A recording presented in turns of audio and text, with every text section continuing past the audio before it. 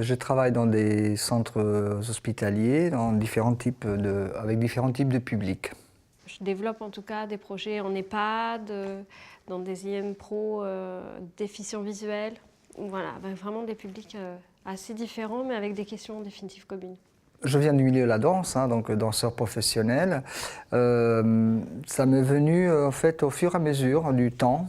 J'avais envie de comprendre autrement et de proposer un autre type de travail différent que l'artiste simplement qui va dans un lieu. Dans les ateliers, j'utilise l'improvisation parce que j'aime bien utiliser ce qui se passe au moment même et pas venir imposer quelque chose qui viendrait de ma part et qui peut éventuellement contrarier une démarche personnelle de quelqu'un. Voilà. Donc je cherche plutôt à prendre ce qu'il me donne et je construis à partir de ça.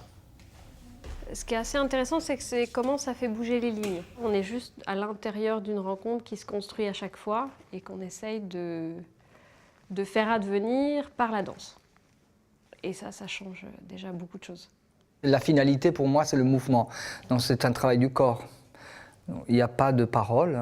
Enfin, on peut chanter éventuellement, mais le principe, c'est le travail du corps. Si ce travail il est intégré dans leur corps, ils peuvent le transposer à l'extérieur.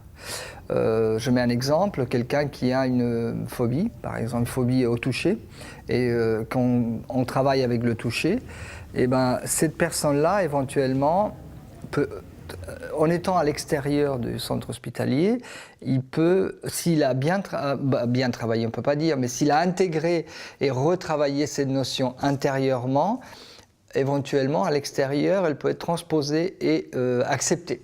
Ce qui est assez intéressant, c'est que les propositions déplacent aussi les gens au-delà de leur relation, c'est que ça les déplace forcément de là où ils sont. Et en EHPAD, par exemple, il y a ces femmes qui, pour certaines, se mettent à éclater de rire, à être dans une précision du geste assez incroyable, alors même que les soignants les estimaient peu valides ou alors qu'elles sont en permanence dans un fauteuil et qu'elles sont beaucoup trop rapides pour les soignants. Et ça, c'est assez... et ça, je souligne ça.